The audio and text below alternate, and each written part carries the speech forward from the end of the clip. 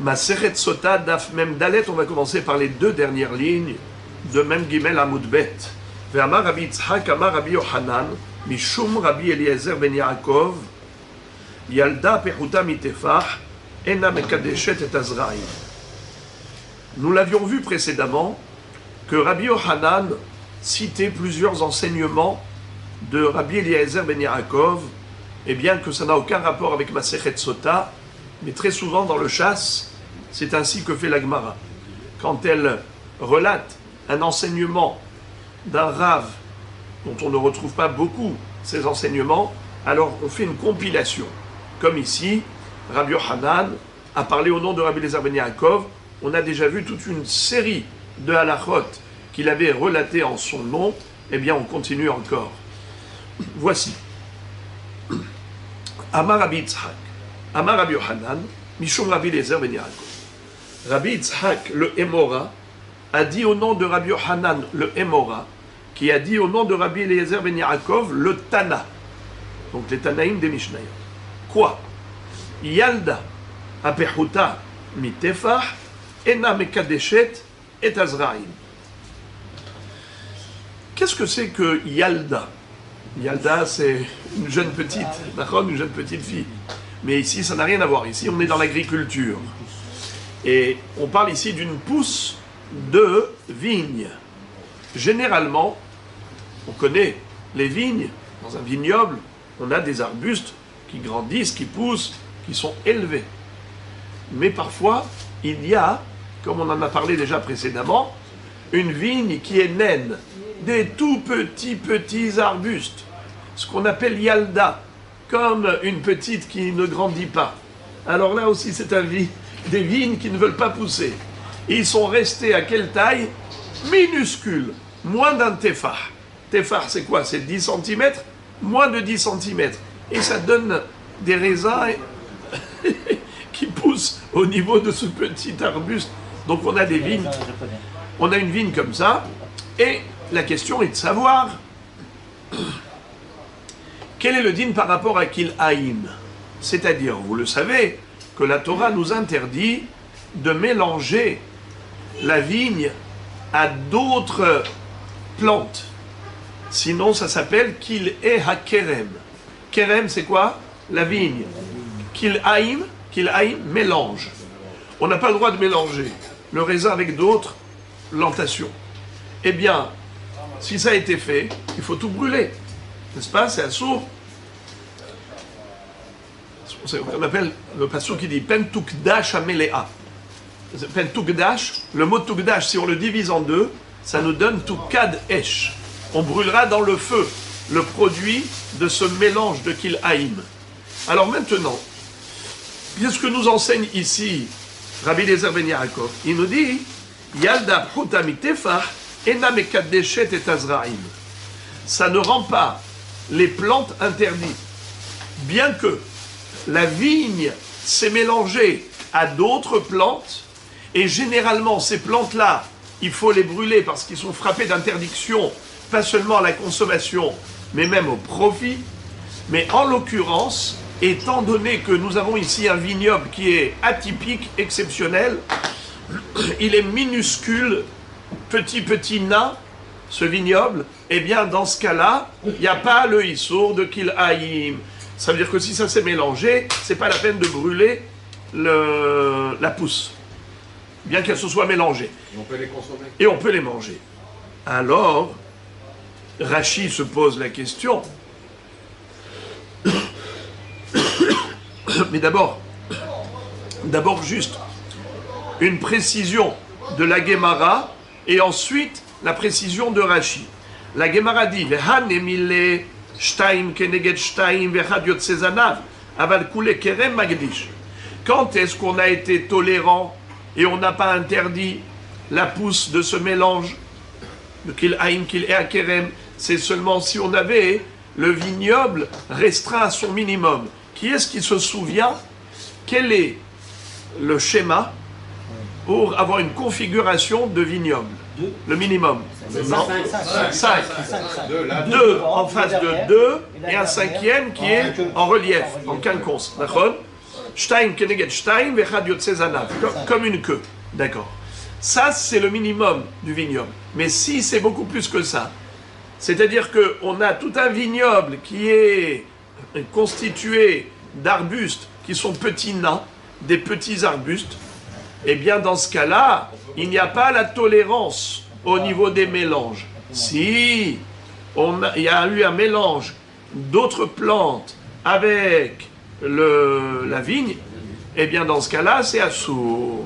Il faut brûler, c'est assourd.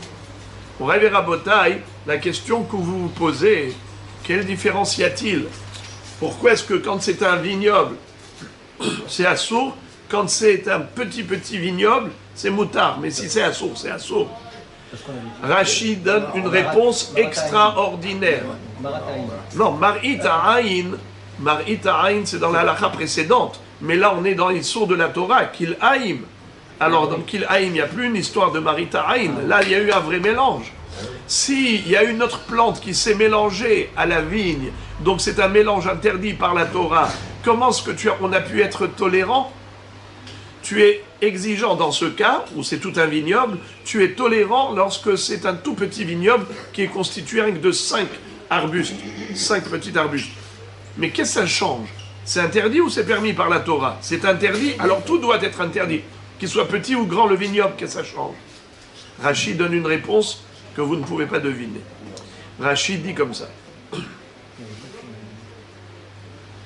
Il cite une Gemara dans Masechet Menachot, Daftet Vav Amud Bet, où la Gemara nous dit que quand la Torah a interdit l'otizra karmecha kil haïm, elle a interdit uniquement le kerem, le vignoble, avec quelle plante?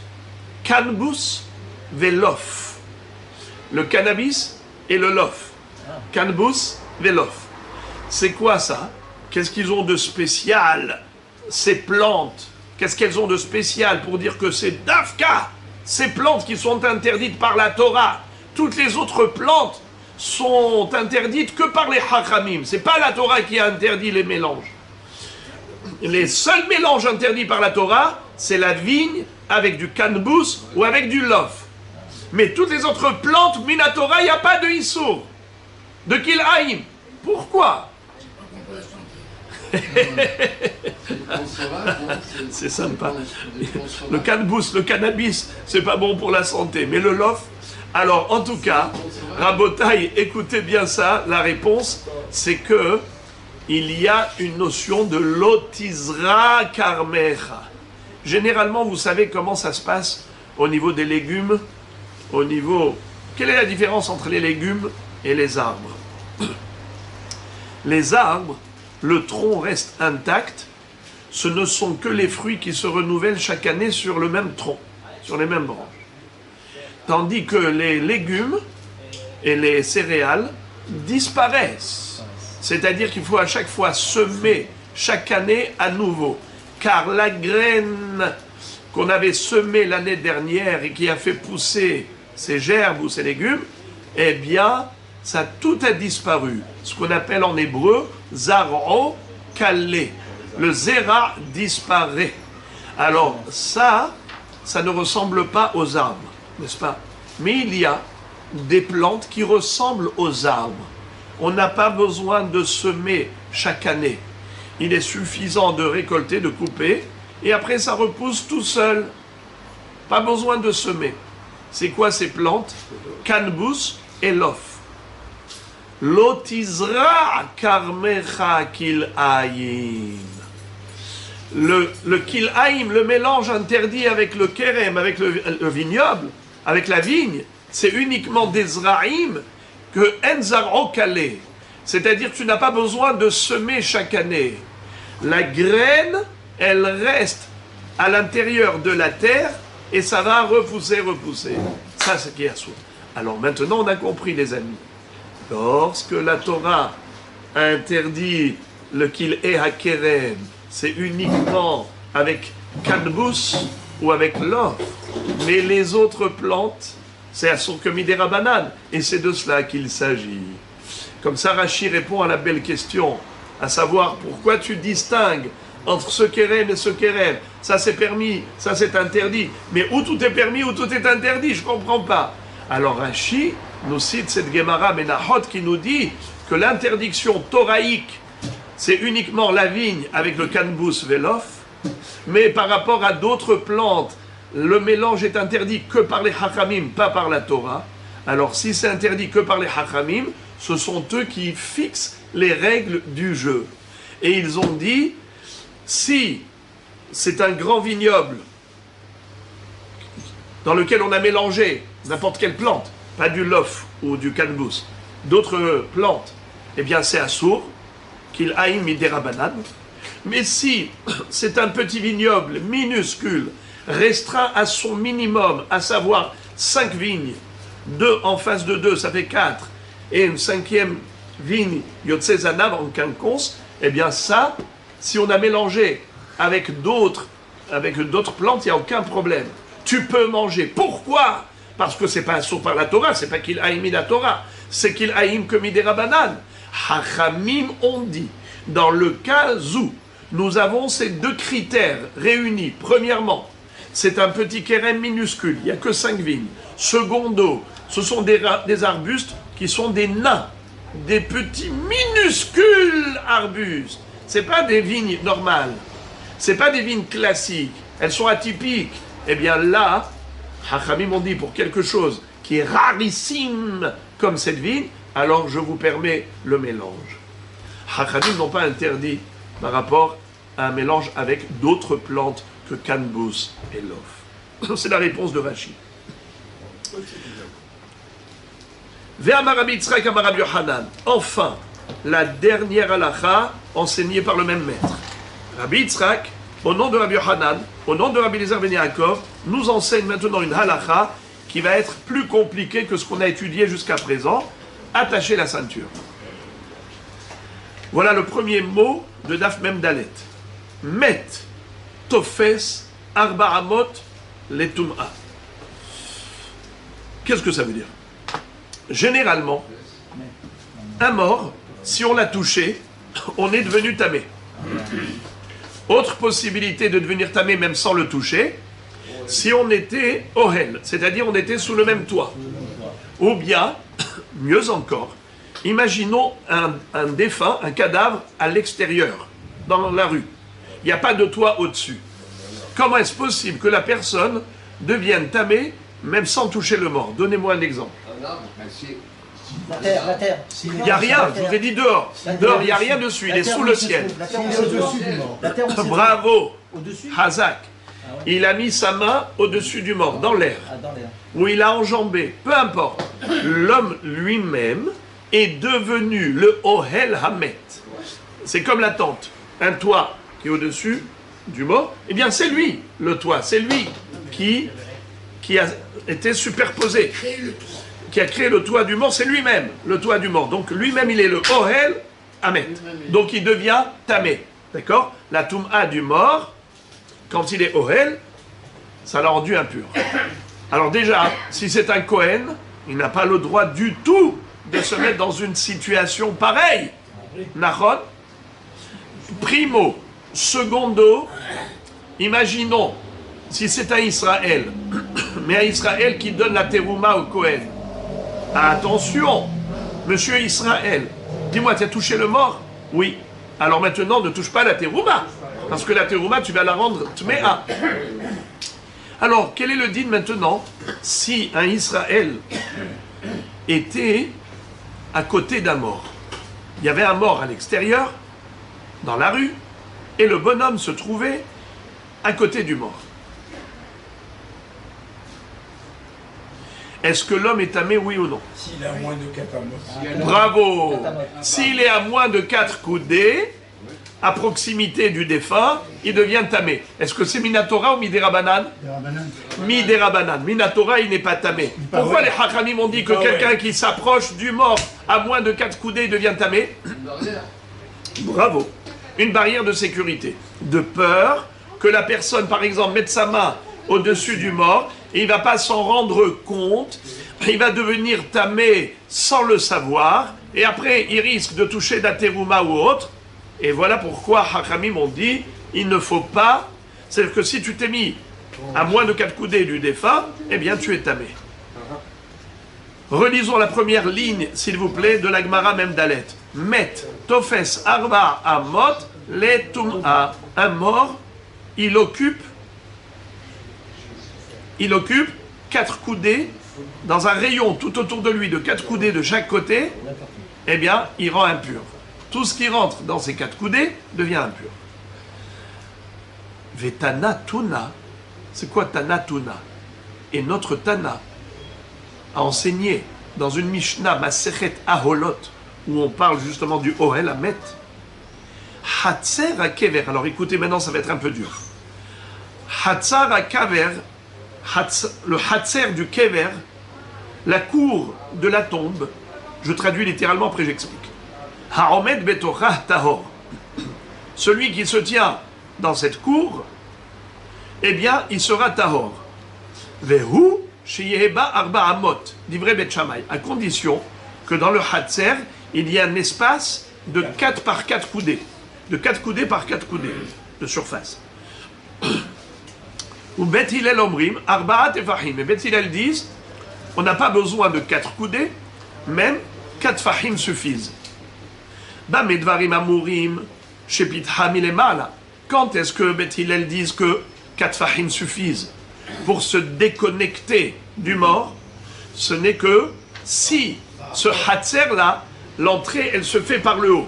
Aval pitha minatzad, mais si l'entrée se fait par le côté, d'ivrei à kol arba amot, même Bet Hillel sont d'accord avec Bet Shammai pour dire que l'homme qui se trouve dans ce hatzer ne sera pas tamé, il restera tahor uniquement si il y avait une surface de 4 coudées par 4 coudées.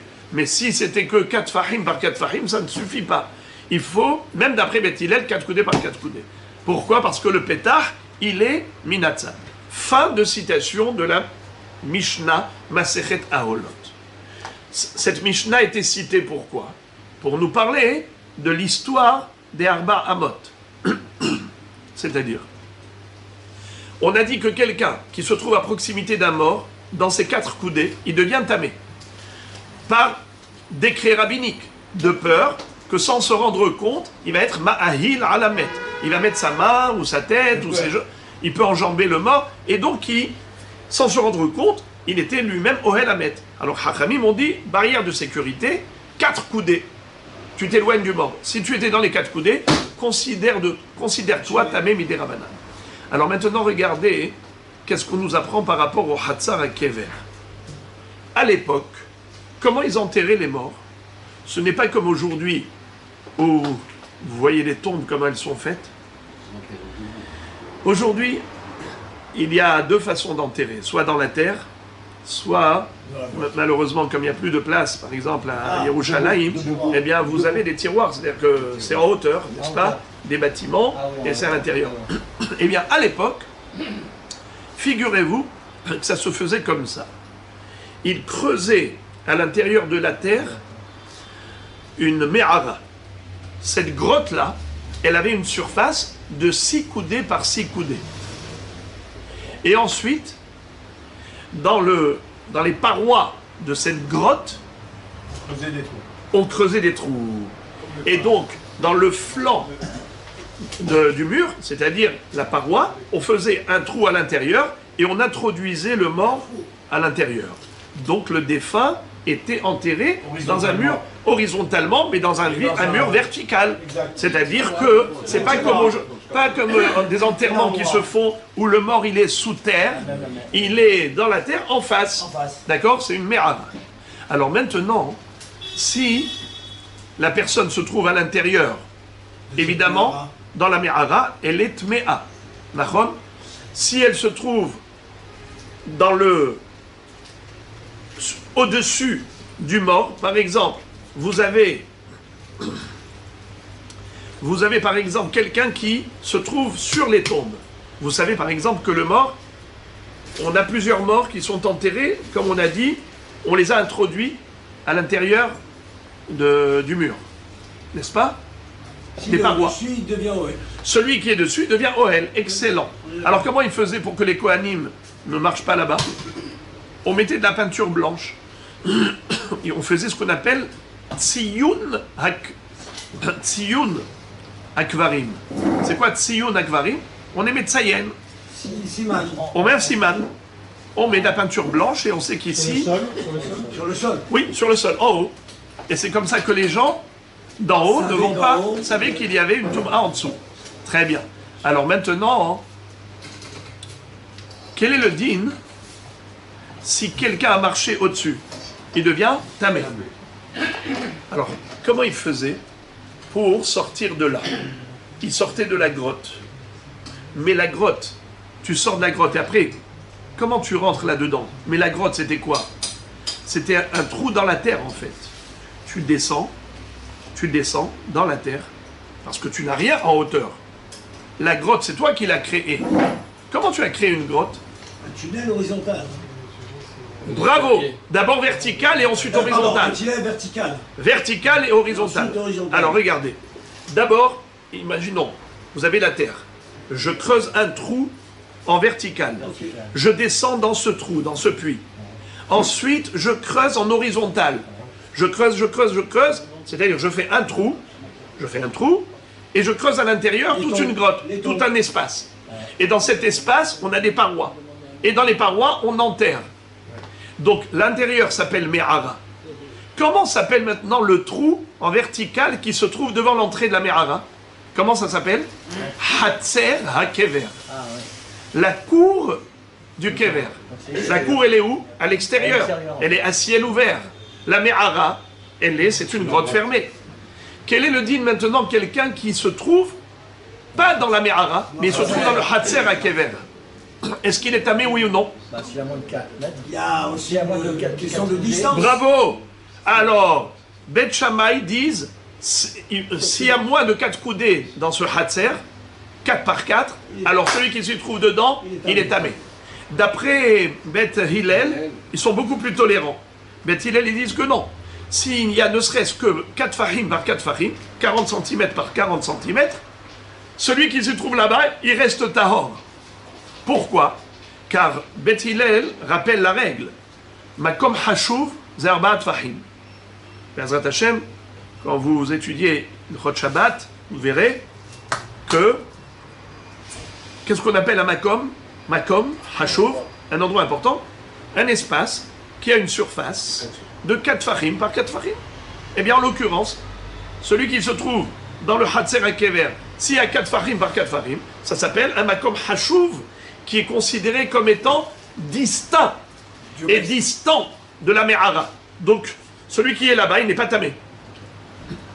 Comment ça se fait? Pourtant, il est à proximité. Il est dans les 4 amotes du mort. Et on a dit tout à l'heure que celui qui se trouve dans les 4 amotes du mort, il est tamé. Réponse, c'est seulement un mort qui est là, à ciel ouvert, à l'extérieur. Il n'y a rien qui détermine la séparation, il n'y a rien qui délimite l'espace du mort et l'espace de l'homme. Il peut facilement l'enjamber ou mettre la main au-dessus et devenir tamé sans se rendre compte. Tandis que là, on a les parois de la Me'ara. Les parois de la Me'ara et le Hatzer, c'est ce qui délimite le Hatzer par rapport à la Me'ara. Donc celui qui est dans le Hatzer, il est tahor. Mais encore faut-il que ce Hatzer soit digne de ce nom. Et pour qu'il soit digne de ce nom, il faut que ce soit un espace important. Qu'est-ce qu'on appelle un espace important? Mahloket, Bet Shammai, Bet Hillel. Bet Shammai disent 4 coudées par 4 coudées. Bet Hillel disent 4 fahim par 4 fahim. Ça suffit pour que ça s'appelle un espace distinct du reste de la Me'ara. Très bien. Mais la Mishnah conclut en disant, quand est-ce qu'en effet, quand il y a 4 fahim par 4 fahim, tout va bien, d'après Bet Hillel, c'est seulement si le pétah se faisait par en haut. Ça veut dire que celui qui veut sortir du Hatzer, il doit grimper. Il y a des escaliers. Parce que, et justement, il n'y a pas d'escalier. Donc il doit grimper vers le haut. Tandis que s'il y avait pétah minatzad, c'est-à-dire des escaliers, dans le sens où on pouvait sortir de ce Hatzer par des escaliers pour remonter sur le côté, à la surface, alors dans ce cas-là, il est tamé, même si il y avait plus de 4 fahim. Même là, il faut absolument 4 amotes, sinon il est tamé. toute façon, c'est obligatoire. Attendez. La Gemara va tout de suite poser la question et va dire, mais il y a un non-sens. C'est le monde à l'envers. C'est le monde à l'envers. Pourquoi? Parce que c'est justement le contraire. Et la Gemara va tout de suite corriger. Et elle va dire que oui, en effet, il faut inverser l'ordre de la Mishnah. Quand est-ce que il y a un problème, même s'il y a 4 fahim, c'est seulement si le pétah il est là-haut. Mais si le pétah il est minatzad, il n'y a pas de problème. On s'explique. Quelqu'un qui se trouve dans un trou, comment il fait pour sortir du trou? Comment il fait pour grimper? Eh bien, il met ses mains sur les côtés, et après, il monte. C'est-à-dire qu'il est obligé de s'appuyer sur la terre, pas seulement les parois, sur la terre au bord du puits, c'est-à-dire à l'extérieur du puits. Ah oui. Et comment on fait? On s'accroche, n'est-ce pas? Voilà. Là, je veux grimper. Je suis obligé de mettre ma main comme ça. Ça, c'est quand on est presque à la surface. Exactement. Et quand on est tout au fond. Oui, mais il grimpe d'abord. Ah, il s'agrippe aux parois. Et une fois qu'il arrive ici, il pose ses 2 mains à droite et à gauche du puits. Alors à Botaï, le problème c'est quoi? C'est que quand il va mettre ses doigts... Bravo! Quand il va mettre ses doigts au-dessus de la terre de la Me'ara, automatiquement, lui-même, il est devenu Ohel Hamet. Donc, il était sur le Ohel Hamet. Donc, il va devenir Tamé. Donc, c'est ça la Kavana. Quand est-ce que 4 fahim suffisent? C'est seulement lorsque le pétah est minatzad. Il n'a pas besoin de s'agripper avec ses mains pour sortir de ce trou. Alors, en effet, il est sorti par les escaliers, minatzad, tranquillement, ou bien une pente, tout va bien. Mais si le trou était vertical et que pour sortir, il est obligé de grimper en s'appuyant sur la terre à l'extérieur, donc forcément, il va surplomber les tombes, eh bien dans ce cas-là, il sera tamé. Quand est-ce qu'il ne sera pas tamé? Que s'il y a Arba Amot, alors à ce moment-là, s'il y a plus de 4 Amot, il peut s'agripper, enfin, c'est pas d'Afka sur la Me'ara. Alors regardez, tout ça, ce que je viens de dire, je vais le relire rapidement. Première ligne de même Dalet. Met, Tofes Arba Amot et Touma. Un mort occupe un rayon, un radius tout autour de 4 coudées. De peur qu'il s'approche de trop, il ne se rend pas compte qu'il a été ma'ahid. Vetana Tunaï, et le Tana nous a enseigné de par ailleurs, celui qui se trouve dans le Hatzera Kever, eh bien il est tahor. À condition qu'il y ait 4 coudées d'espace selon Bet Shammai. Bet il est l'omri marba tefahim, bet ils disent même 4 fahim ça suffit. 40 cm. À condition que il y ait le pétard vers là-haut. Aval pitha minatzad, mais si le pétard il est de côté, divrei akol arba amot. Selon toutes les opinions, il faut que ce soit au minimum 4 coudées. La Gemara dit que la Pelaya, vers où tu vas? C'est le monde à l'envers. Tu vas dans la direction inverse. Adraba, au contraire. Minatzad, midrid, venafik, milemala. C'est-à-dire que quand il y a une entrée du côté, alors il peut sortir par là-bas sans avoir à s'approcher de la Me'ara. Nachon? Iefshar de l'oma ahil. Minatzad, midrid, venafik. Minatzad, midrid, venafik. Milemala, iefshar de l'oma ahil. Donc je répète. Minatzad, midrid, venafik. Si le pétah il est de côté, il peut sortir par le côté, sans avoir à toucher la Me'ara. Mais si c'est milemala, mais si c'est un trou vertical, et pour sortir de ce trou, il est obligé de s'agripper en mettant la main sur la Me'ara, donc Iefshar de l'oma ahil, il ne peut pas faire autrement que d'être Ohel Hamet, et donc il deviendra tamé, j'ai pas compris. Et là, il faut dire le contraire. Ba medvarim amorim shepitha minatzad, aval pitha milemala, arba amot, ve'animile hatzera kever, de mesaima mechitzata, aval met be'alma tafis. Eh bien, c'est là où on arrive au point de chute. Quand est-ce qu'en effet, le bonhomme, il n'est pas tamé, bien qu'il soit à proximité des 4 coudées du mort? Il est dans les 4 coudées à proximité du mort, puisqu'on sait que dans cette Me'ara, il y a plein de morts. Et lui, il est dans le Hatzera Kever, il est mamash à côté. Malgré tout, il est resté tahor. Pourquoi? Parce que la Me'ara a des parois. Et puisqu'elle a des parois, ça délimite le domaine des morts et le domaine des vivants. Tandis que si on a un mort qui est exposé à l'extérieur, à ciel ouvert, et l'homme il est proche de lui, il n'y a rien qui marque la limite, la frontière entre lui et le mort. Il n'y a aucune frontière entre les deux. Alors, Hachamim m'ont dit, ne t'approche pas. Si tu t'es approché, que tu étais dans les 4 coudées, nous craignons que peut-être tu as mis ta main au-dessus du mort et tu t'es pas rendu compte et tu serais tamé. Voilà ce qui était difficile. Je vous avais dit que ça allait être difficile, mais voilà, ça s'est passé. Maintenant, très facile. Mia ish asher eras isha. Tanu rabanan. Asher eras. Et hadame ares et abetula, ve hadame ares et almana, ve had shomeret yabam, vafilu hamisha achim umet, et had mehem bamilchama, kulam hozrim. Alors, vous vous rappelez, on avait déjà appris ça, donc je le répète très rapidement, que quelqu'un qui s'est fiancé, qui ne s'est pas encore marié, quand il est au front de guerre, alors il obtenait une dispense de la guerre, il était exempté puisque on lui disait maintenant que tu t'es fiancé, tu t'es pas encore marié, retourne pour te marier. Nahon. Ça, on a vu que ce n'était pas seulement pour un mariage classique, mais même pour quelqu'un qui se marie avec une veuve, ou bien quelqu'un qui va faire iboum avec une veuve. Iboum, ça veut dire que c'est son frère qui est décédé, il n'avait pas de progéniture, lui il a la mitzvah de iboum, et bien même pour faire le hiboum avec la yébama, et même s'ils étaient 5 frères qui étaient des prétendants du hiboum, il y a un frère qui est mort. Tous les autres sont au front de guerre. Et mieux encore, vous savez où est-ce qu'il est mort? Au front de guerre. Ça veut dire qu'ils ont été les 6 à la guerre. Il y en a un qui est tombé. Maintenant, les 5, ils retournent. Pourquoi? Car maintenant, Elle va choisir. bravo, il y en a un. C'est pas elle qui va choisir, c'est eux qui vont ils vont piocher qui va le faire. Étant donné que chacun a un potentiel, de hiboum, voilà pourquoi ils sont tous exemptés, car on ne sait pas lequel finalement va être tiré au sort en quelque sorte. La Gemara, la Braïta continue en disant Lolekaha, prat le almana le kohen gadol, grusha v'halutza le kohen ediot. Mamzeret untina l'Israël, bat Israël et natin ou mamzer, zotomeret. C'est-à-dire que, quelle est la femme pour laquelle on a le droit de revenir du front de guerre lorsqu'on est fiancé avec elle? C'est seulement une femme qui était permise, mais quelqu'un qui était fiancé à une femme qui lui est interdite. Par exemple, un Cohen qui était fiancé à une divorcée. Est-ce qu'un Cohen a le droit de se marier avec une divorcée? Il y a une loi, pas le droit. Pas le droit. Alors maintenant, lui, il lui a dit Harre at mekudesh et li betaba'at zo kedat Moshe ve'Israël. Comment elle s'appelle?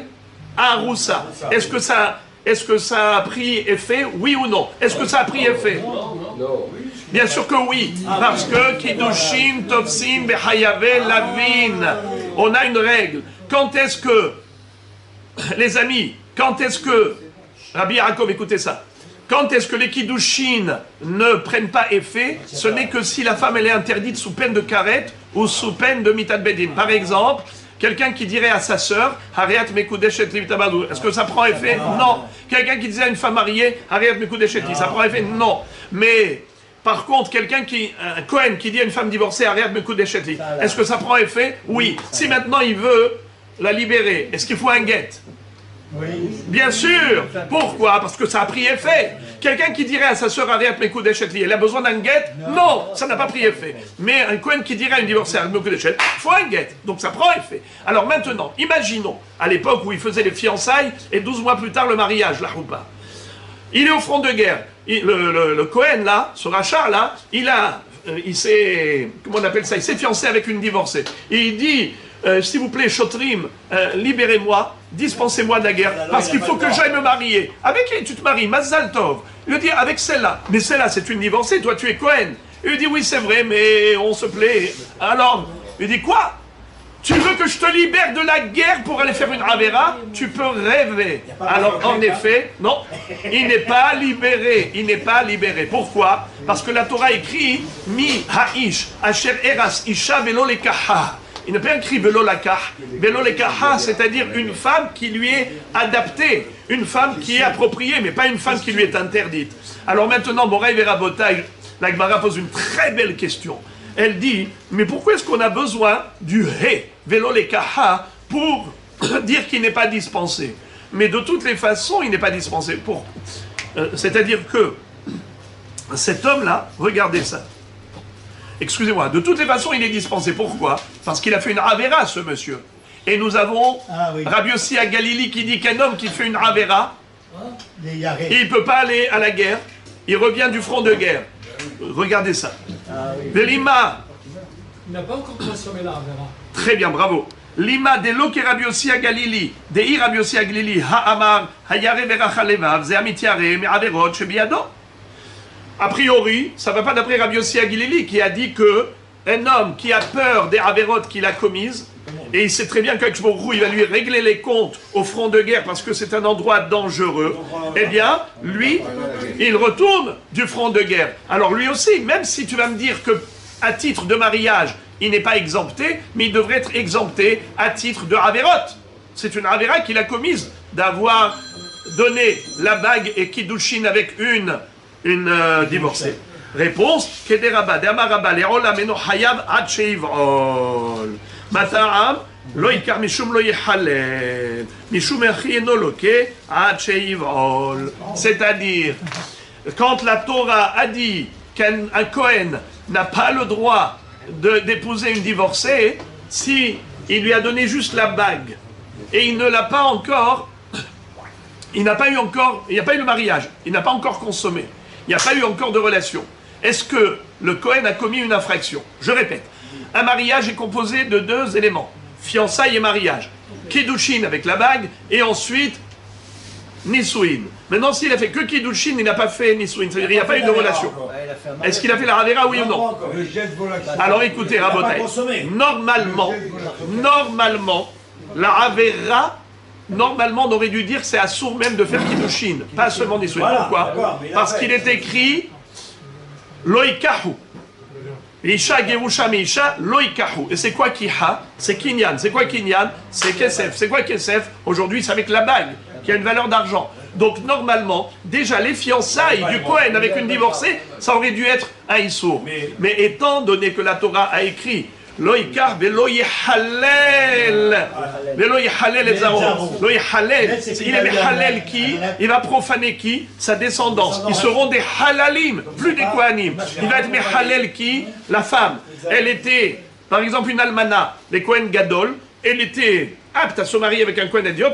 Le Kohen Gadol, il a été avec elle. Il a rendu halala. Elle ne peut plus même pas se marier avec un Kohen idiot, même si son mari meurt. C'est-à-dire que la Torah te dit que qu'est-ce qui est assourd dans l'oïkar, c'est lorsque l'oïhalel. Donc c'est seulement s'il y a une relation conjugale. Mais sinon, il y a eu juste le kiddushin, il n'y a pas eu d'infraction. Donc c'est ça le hidush. Il ne revient pas du front de guerre parce qu'il n'a pas commis d'infraction, il a juste donné la bague. Donné la bague que le Kohen a donnée à la Groucha ou Almana, ou le Kohen Gadol à l'Almana, c'est pas Issour en soi. Le Issour, ce n'est que s'il y a eu consommation. Ce n'est pas le cas. C'est pour cela qu'on te dit, Midin Averot Shebiado, il n'est pas dispensé. Et l'autre, le choter, il lui dit, ça va pas, tu crois que je vais t'exempter maintenant parce que tu veux aller te marier avec une femme qui t'est interdite? Tu n'es pas dispensé. Tu restes ici, faire la guerre. Tano Rabanan. Asher Bana, Asher Nata, Asher Eras, Limda Torah derech Eretz, Sheivne Adam Bait, Veita Kerem, Ve'achar Kach Isaïcha. Dans la Torah, nous voyons qu'il y a 3 personnes qui sont exemptées de la guerre. Même une fois qu'ils sont arrivés au front de guerre, les Shotrim allaient les dispenser. C'est qui ces 3 personnes? Celui qui a construit une maison qu'il n'a pas encore inaugurée, qui a planté un vignoble, il n'a pas joui de ses fruits, et également celui qui s'est fiancé, qui ne s'est pas encore marié. Hein? Celui qui a construit une maison, n'a pas inauguré, qui a planté une vigne et n'a pas encore fait le hiloul, et celui qui s'est fiancé ne s'est pas marié. Pourquoi la Torah a adopté cet ordre? Asher Bana, Asher Nata, Asher Eras. C'est pour nous enseigner quel doit être le comportement et la démarche de l'homme dans sa vie. Comment il doit construire sa vie. Premièrement, Sheivne Adam Bait, Beita Kerem, Ve'achar Isaïcha. Qu'il construise une maison, qu'il plante son vignoble, et ensuite qu'il se marie. C'est-à-dire la maison, et après la parnassa, Kerem c'est la parnassa, et ensuite la femme. Le Rambam a inversé les deux premiers. Rambam, il a mis d'abord la parnassa, Kerem, ensuite la maison, et ensuite la femme. Donc la femme, dans tous les cas de figure, c'est en dernier. Pourquoi? Parce que si tu veux te marier, tu veux avoir la tranquillité d'esprit avec ton épouse, construire une bonne famille, une belle famille, eh bien il faut avoir une tranquillité d'esprit. Il faut avoir une assise financière. Il faut avoir des commodités. Il faut que ton épouse puisse se complaire chez elle. Donc il te faut une maison. Et il te faut une parnassa. Il faut que la carte bleue puisse fonctionner. N'est-ce pas, carte bleue CB, c'est Shalom Bayit. Ça veut dire que, sinon, comment c'est écrit dans la Gemara, Assam Gebuler Shalom, Helev Hitim Yasbi'er. Si tu veux le Shalom, il faut qu'il y ait du blé. Sinon, la Gemara dit, Kala Kemach, quand il n'y a plus de farine, alors Tigra Bebeta. La dispute, elle commence à la maison, parce qu'il y a des tensions. Quand la femme n'a pas ce qu'il faut, la famille, les enfants n'ont pas de quoi se nourrir. Donc il faut adopter une démarche logique. Ok. Comment le Rambam il a pu inverser ce que dit la Gemara? C'est écrit clairement, d'abord dans le Pasuk, Asher Bana, ensuite Asher Nata Kerem, et ensuite Asher Erasisha. Alors comment le Rambam il peut inverser l'ordre? D'autant plus que même la Gemara, la Braïta te dit que de la Torah, on déduit la chronologie. Alors comment il peut inverser? Le Kesef Mishneh explique que le Rambam, justement, il a déduit du Lachon de la Braïta, qui nous dit comme ça. Limda Torah derech eretz, la Torah nous enseigne le bon comportement chez Ivne Adam Baït, Veita Kerem, Ve'acharkar Issa Isha. Il est écrit Ve'acharkar. Si vraiment, dans les deux premiers, il y avait un ordre, alors on aurait dû dire Ivne Adam Baït, Ve'acharkar Ita Kerem, Ve'acharkar Issa Isha. On n'a pas dit le Acharkar entre Baït et Kerem.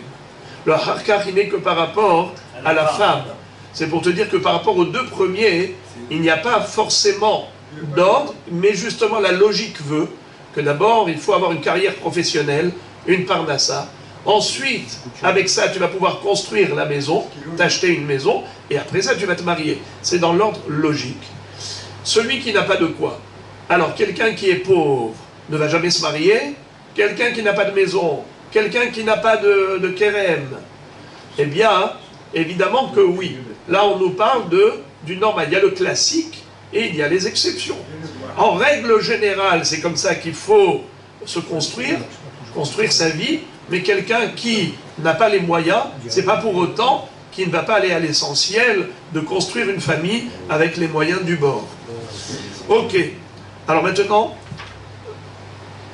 la Braïta conclut en disant Ve'af Shlomo Amar Bechormato, Shlomo HaMelech, dans sa sagesse, il nous a enseigné cet ordre dans la vie, dans le Pasuk, dans Mishleh. Achen bachutz melartecha, ve'ateda basadelach, aharu banita betecha. Qu'est-ce que ça veut dire Achen bachutz melartecha? Zebaït. Ve'ateda basadelach, zekerem. Aharu banita betecha, zo isha. Alors il faut savoir que Rashi, dans le Nach, sur ce Pasuk, dans Mishleh, il a expliqué différemment le Pasuk. Mais la Gemara ici a fait une dracha, c'est pas le pshat. Quelle est la dracha? Achen bachutz melartecha zebaït, c'est-à-dire quand tu es à l'extérieur, tu n'as pas de maison, alors prépare à l'extérieur les matériaux nécessaires pour construire une maison. Achen bachutz melartecha, tu es bachutz, alors avec la melacha, avec le travail que tu vas faire de construction, tu ne seras plus à l'extérieur, tu auras ton chez-soi. Zebaït. Ensuite, ve'ateda basadelach, c'est-à-dire, basadé, c'est le champ agricole où tu vas cultiver pour avoir une récolte agricole pour la parnassa. Ça, c'est quelque chose qui doit être ateda rachidi nitzava. Le travail, ça doit être quelque chose de fixe, de régulier. Tu ne dois pas être fainéant. Comme il est écrit dans la Gemara Maseret Brachot, Arba'a dvarim tzrim chizuk. Torah, tfila, derech eretz u'ma'asim tovim. On doit toujours se renforcer dans le limud à Torah, parce que le Yetzer Hara, il nous trouve toujours des bonnes raisons, des prétextes pour ne pas venir étudier. Torah, tefila, pareil, la tefila, comme c'est récurrent, ça peut être machinal, on pourrait, chas v'shalom, tomber dans l'érosion du temps, une certaine lassitude, et on fait les choses machinalement. Non! On doit être mithazek au niveau de la tefila. Derech eretz, c'est le travail, la carrière professionnelle. Comme dit le Passouk, Hazak venit hazek be'ad amenu. Rachidi, c'est qui notre peuple? Chacun a sa famille, chacun a son peuple. Il doit apporter la parnassa à la maison, eh bien il doit être mithazek. Parfois on a ras-le-bol, on a le ras-le-bol. Ça y est, bof, ce matin j'ai pas envie de me lever. Eh bien non, pense à apporter la parnassa à ta famille. Oseh tzedaka bechol et, ze hazan et banav et bnotav et gdolim. Tu fais comme la tzedaka. Ensuite, ahar ubanita betecha. Ensuite, tu vas construire ta maison. Là, ici, c'est pas la maison au sens propre, c'est au sens figuré. C'est ton épouse. Pourquoi on n'a pas dit ici betecha, c'est la maison au sens propre? Parce que on n'a pas dit baït. On a dit betecha. Beto, comme le Kohen Gadol, il devait apporter un korban le jour de Kippour. Echiper ba'ado be'ad beto. Betozo ishto. Car la femme, c'est akeret abaït. Le pilier de la maison, c'est la femme. Une maison sans femme, c'est une maison sans âme. C'est-à-dire que, en réalité, elle est le pilier du foyer. Akeret abaït moshivi, akeret abaït, emabanim semecha. Alors, quand on te dit betecha, c'est ta deuxième moitié. C'est ton mariage. Et on n'a pas parlé de baït, parce que baït stam, c'est la maison. On peut avoir une maison à droite, une maison à gauche. C'est pas ta maison. C'est pas avec cette maison en mur et en dur que tu vas construire ta vie. Ta vie, tu vas la construire avec ta femme. Tu vas mettre sur pied une famille. Et c'est comme ça que, Be'ezrat Hashem, tu vas réussir ta vie quand tu vas suivre ces conseils de la Torah. Mais ce même pasouk va être interprété maintenant dans l'ordre spirituel. Ici, on a parlé d'une vie matérielle, maison, parnassa, épouse, ou parnassa, d'après Rambam, parnassa, maison, épouse. Mais maintenant, on va parler de la Torah, de la Mishnah et de la Gemara. Regardez. Davar acher, achen bachutz melavtecha, ze hamikra, ve'ateda basadelach, ze Mishnah. Ata ahabu banita betecha, ze Gemara. C'est-à-dire que, pareil, sur le plan spirituel, on se construit progressivement. D'abord, on apprend la Torah écrite, ensuite les Mishnayot, et ensuite la Gemara. On progresse et on évolue dans la vie. Davar acher, autre explication de ce même verset. Achen machutz melartecha ze mikra ou Mishnah. C'est la Torah écrite, Torah orale. Ve'ateda basadelar ze Gemara. C'est l'approfondissement de la Mishnah, comme nous dit Rashi. Les Mishnayot, c'est très bref, c'est très concis. C'est grâce à la Gemara qu'on comprend les Mishnayot. Quelle est la raison de chaque chose? Là, la elle est comme qui? C'est la Gemara qui nous permet d'arriver aux profondeurs. Mais l'objectif de tout cela, c'est d'arriver à un bon comportement. Car la Torah, comme il est écrit, Gadol, Talmud, Shemevi, Lidemarassé. Quand tu étudies la Torah, eh bien tu finiras par appliquer et accomplir la volonté divine. La Torah construit l'être. Elle fait de nous des êtres angéliques. La Torah, elle permet à l'homme de se métamorphoser, de transformer son être qui était à l'état sauvage, la nature à l'état brut, et maintenant c'est quelqu'un de raffiné. Les Ma'asim Tovim, c'est l'objectif de cette construction de Torah et Mikra, Mishnah et Gemara. Le Meiri dit qu'ici Gemara, c'est pas seulement Ma'asim Tovim dans le sens des mitzvot, mais c'est aussi les middot tovot. Ma'asim Tovim dans ce sens.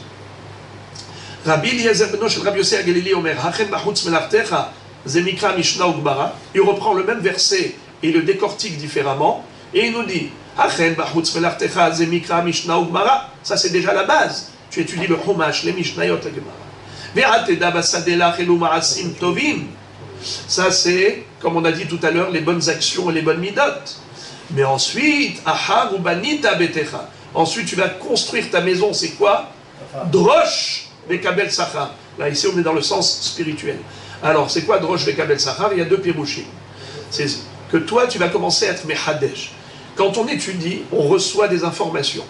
Quand on approfondit et on évolue et on progresse, eh bien on est capable d'innover soi-même des Hidushim, de faire jaillir de la Torah un éclat nouveau. C'est des Hidushim. Ça, c'est déjà le summum. C'est Drosh. Mais Kabel Sachar, tu auras la récompense pour tes drashot, c'est-à-dire le Hidush. Mais il y a ceux qui expliquent Drosh dans le sens de l'enseignement. C'est-à-dire que au début, tu étudies, et après, à un moment donné, tu dois partager ce que tu as appris avec les autres. Drosh, Mekabel Sachar, tu seras aussi récompensé pour l'enseignement comme pour l'étude. Enfin, on termine le sujet avec ceux qui ne peuvent pas revenir du front de guerre pour une dispense comme celle-là, de la construction de certaines constructions. Une maison, oui, ça dispense une personne qui a construit la maison qui ne l'a pas encore inaugurée, alors on lui dit retourne pour inaugurer ta maison. Tu es dispensé de la guerre. Mais il y a des constructions qui ne sont pas dignes de ce nom pour dire que la personne, elle pourrait être exemptée de la guerre pour aller inaugurer. Par exemple, on avait vu à Bonnet Bet Shahar, quelqu'un qui par exemple va construire la loge du gardien. Là où le portier se trouve assis, ça ce n'est pas un habitat. Ou bien par exemple, Mirpeset, Arsadra, un préau, c'est pas pour habiter. Et toutes les annexes, eh bien ça, ce n'est pas une raison pour revenir du front de guerre. Ok. Encore, on avait vu quelqu'un qui a rasé son ancienne maison pour reconstruire à la place une nouvelle maison. Alors qu'est-ce qu'on a dit? Il n'est pas dispensé. Pourquoi? Parce qu'il est écrit dans la Torah qui Ish Yivne Bait Hadash. Bait Hadash. Ça, c'est pas Bait Hadash. Il a reconstruit exactement la même maison comme la précédente. C'est pas Hadash. Alors lui, il n'est pas dispensé. Même s'il n'a pas encore inauguré cette maison, il a reconstruit, mais il n'a pas inauguré, il n'est pas dispensé. La Gemara nous dit Tana Imosifbo Afilu Dimos et Had Hoser. La Braïta nous dit même s'il n'a rajouté ne serait-ce qu'une rangée de pierres supplémentaires. Par exemple, avant, la hauteur, elle était par exemple de 5 mètres, maintenant c'est 6 mètres. Eh bien, ça s'appelle Baït Hadash, et il peut revenir du front de guerre pour l'inauguration de cette maison. Rabbi Eliezer Omer Habone Bet Levenim Basharon, Loya Hoser. Le Sharon, comme ici Kiryat HaSharon, c'était des endroits où il y avait des sables mouvants. Puisqu'on était proche de la mer, alors automatiquement, la terre étant humidifiée, les gens qui construisaient avec des briques, ça ne tenait pas très longtemps. Il fallait, tous les 3 ans et demi, reconstruire la maison. Parce qu'elle se déstabilisait, elle s'ébranlait. Avant qu'elle ne s'écroule, il fallait raser et refaire. Eh bien, une maison comme celle-là construite avec des briques d'Afka, les briques, ça s'enfonçait.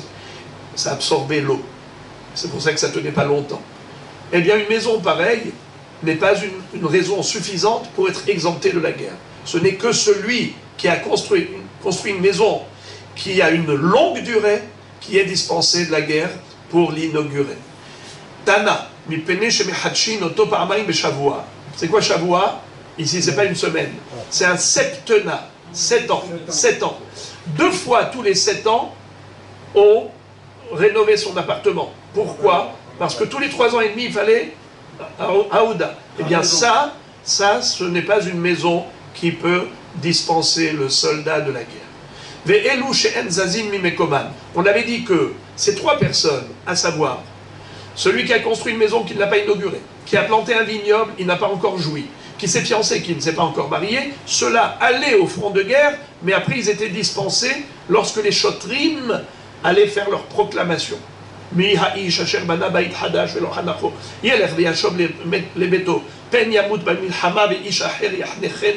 ainsi de suite. N'est-ce pas? Ça, c'est des gens qui sont partis au front de guerre, ils ont été renvoyés. Mais il y en a qui ne sortent pas du tout de chez eux. C'est qui? Celui qui s'est déjà marié.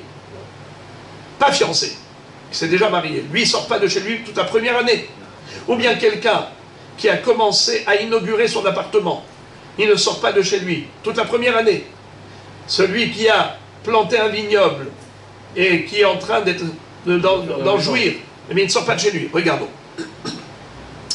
Ve'elu she'en zazin mimekoban bana bait hadash ve'hanacho. Il n'y a pas eu encore une année de jouissance de cette maison, il ne sort même pas de chez lui. Pareil, marié, il ne sort pas de chez lui. Où est-ce qu'on voit ça? C'est écrit dans le Pasuk. Tanoura Banan, la Braïta cite le verset. Isha Hadasha. Qu'est-ce que ça veut dire Isha Hadasha? On va lire le Pasuk. Ki kach ish Isha Hadasha. Un homme qui se marie avec une femme nouvelle. On verra que ça veut dire quoi une femme nouvelle. Lo yetse batsava. Il n'ira pas à l'armée. Velo yaravor alav lechol davar. Il n'aura aucune charge d'ordre social.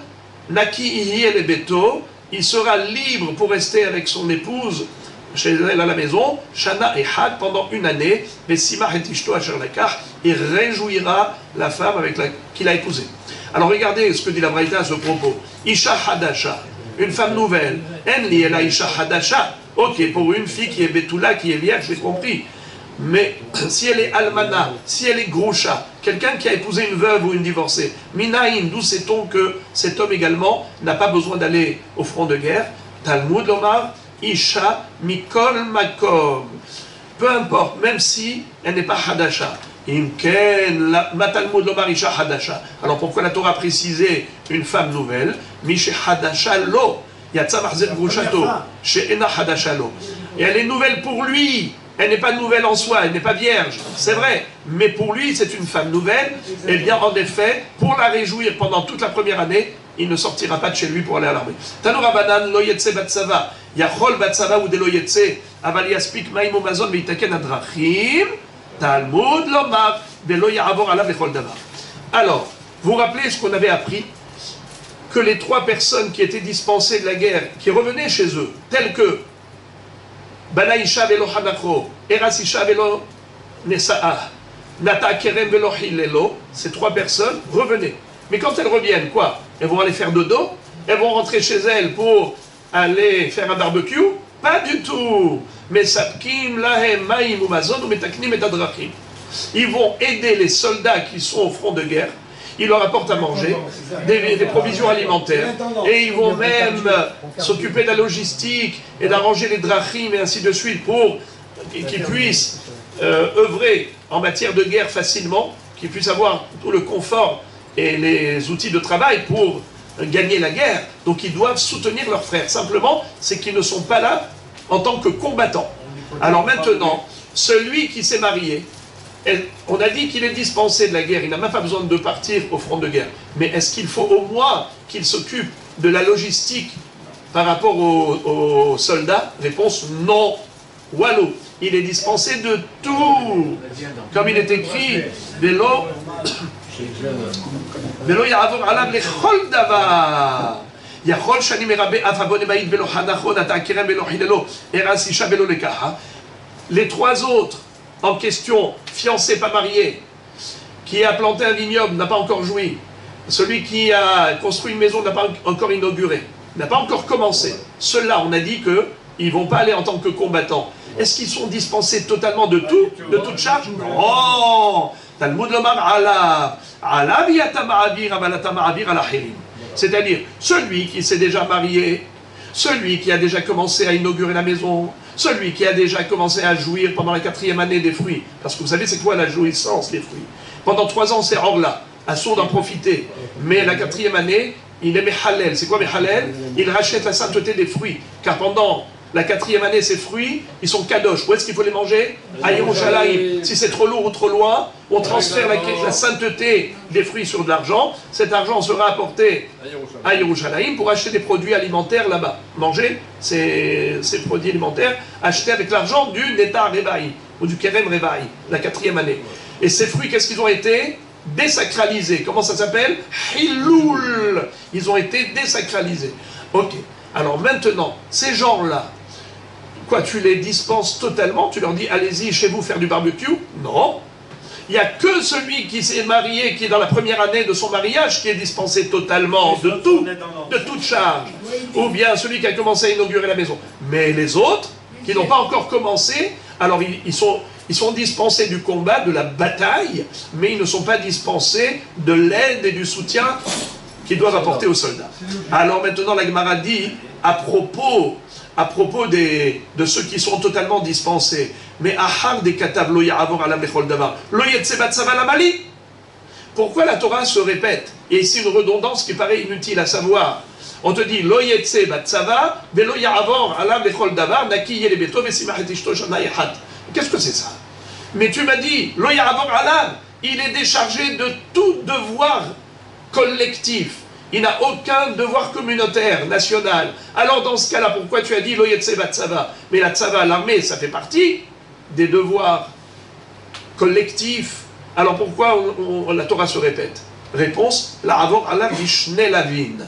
S'il est parti en guerre, eh bien il a transgressé deux interdits. Uno, lo yetse batsava. Secondo, lo ya'avor alav bechol davar. C'est-à-dire que celui qui, par exemple, est sorti de chez lui, mais il n'a pas été en guerre, eh bien il a transgressé quel issur? Lo ya'avor alav. Ça veut dire celui qui a été pour s'occuper de 1001 choses, sauf de son épouse. Eh bien celui-là, il est en infraction. Lo ya'avor alav lechol davar. Naki yelebeto vesimach et ishto asher nakach. Mais si en plus il est parti en guerre, il a fait 2 avérotes, car la Torah s'est répétée, pas pour rien. C'est la avor ala bishne lavim. Première infraction, lo yetse batsava. Deuxième infraction, lo ya'avor alav lechol davar. Donc, Be'azrat Hashem, demain nous verrons la suite, la Mishnah d'après, qui va nous donner des détails par rapport à la guerre, comment concrètement les combattants étaient gérés au front de guerre.